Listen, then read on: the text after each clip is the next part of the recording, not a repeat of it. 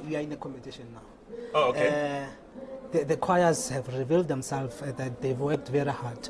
But before congratulating the choirs, we must, of course, pinpoint some of the things. You know, it's good when when conductors have creative minds. Yes. But they need to be aware and be careful that when they are creative, they need to be within the context of the music. Well. Within the context of the music, when you, in singing, we've got voice consonants and silent consonants. When you, in our language, we've got more of voice consonants.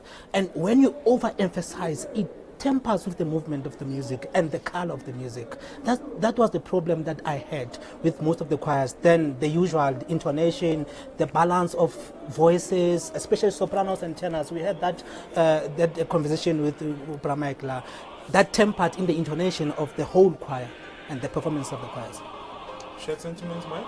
Yeah, look, it's fantastic renditions, great energy, and representative of this milestone for the Eistedt Fort. But what's most important for me is that especially the first 5 choirs, that they were in their own league, and they had a certain character. And moving from 5 to 10, then you tell there's a certain also level of experience with the stage and how they displayed the artistic offering. For me, choirs that really stood out, especially in competitiveness, was Prince Msheni. Exquisite readings, able to show their understanding of ihubo and really deviating from what people would call your classical choral music. Because once a composer instructs you to say, this is the idiom I want you to dress up in, you then do that. You don't insist on your own opinion. You really follow the instruction. And I think in that sense, this choir stood out. But also the choir that sang Ingang, which is, they're the only choir that chose a piece, very brave decision, and they were able to deliver with conviction, wonderful colors, great sense of tuning, and on the whole, the conductor in charge and creating musical moments. I guess the KZN thing. But by the way, that's if you remember the introduction of the new rule, that's the choir that made it through the best runner-up, that joyful sounds to make the 10. But now let's talk, gents, about you both mentioned intonation before we go to the individual performances. You both mentioned intonation, and you both said the usual. But we need to get to a point where it's not the usual. What needs to be done? What's really lacking on this intonation problem? I strongly feel that it starts in the rehearsal room.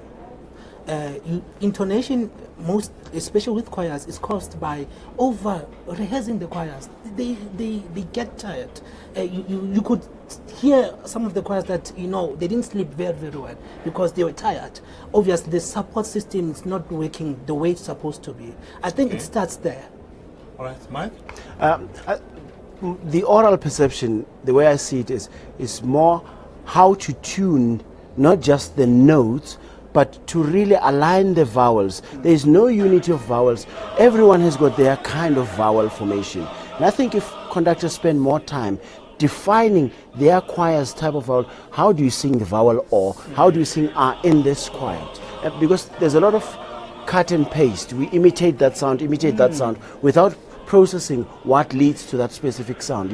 It's not a problem to emulate great singers, but one must have an inquiring mind. How do they get to that kind of a sound? So that the building blocks, how you intonate. For example, most singers don't sing in their minds before they sing. So at the time they sing, it's too late. You've got to have a mental picture, a visualized sound of how it is going to sound before it's actually produced. Because the greatest instrument is not the voice, it's the mind. Because unlike the piano where everything is visual, with a singer everything is internal. So the mind must almost do 99% of the work, and then the voice will follow where the mind directs.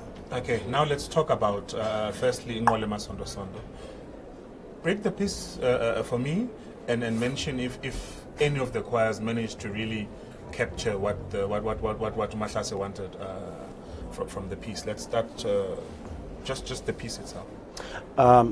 Look, for me, one choir that Prince Msheni understood the idiom understood the narrative, was able to give the various episodes of the piece, but not in a disjointed pattern, in such a way that the one episode leads to the other. So there's an invisible chain from one movement to the other. For example, when they changed their vocal command and their sound as to embody Ihubo style, they changed into true Zulu style. So anyone who's in rural Zululand will say, this is how we do Ihubo. It's got to be relevant to that person. It's not, sometimes we think African music has got no academic context, but academia derives from social life. And the people in rural heartland will say, this is how we do Ihubo. Therefore, that choir was able to represent me as Zulu, and I feel, Lubana, this is how Ihubo is done. And then when they moved to the straight jacket type of thing, the ragtime, because Qinsela puts in the ragtime style, which he derives from the great composers such as Kaluza and many other artists such as Scott Joplin in America. And you could hear that the conductor was clever. He changed the texture of the voices so that it's so light that the ragtime, the bounce, the swing is there. Because when you do it with a full throttle sound, it's like you're overdressed for the occasion. That occasion wants you to be light dressed. Then you can dance. Okay. Now let's move to Inganga. Well, only one choir chose the song, but what was Njeza intending there? Well, it's a bit of an old piece, but that piece I'll just highlight in terms of analyzing the song itself. I'm for technicality before interpretation, because I strongly believe that once you get that on the right move, it will shape your interpretation. But how do you do that? You start by analyzing the text. What did Njeza wanted to say? Then once you get that, it will build up to what it is expected of you. Okay. All right. So clearly your standing out performance is Prince Mshieni, Kulegani. Okay. Any other choirs? I think I also liked the Western classical voices. Yes, They I think their choice of tempo. Yeah, that's the thing. Most of the choirs who sang there, I think they were killed by choice of tempo, because you must understand that these songs they dwell more into rhythmic patterns, the syncopation, and so you need to take them out. But if your choice of tempo is wrong, they won't be revealed. Yeah. So I think their choice of tempo was good, that they managed to capture the mood, the style, and the structure of the whole song. Okay.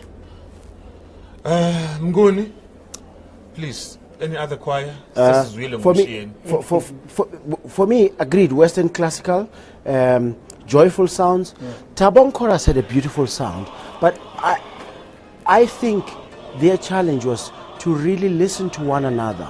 You could hear individual voices, but on the whole, there's a beautiful sound that they produced.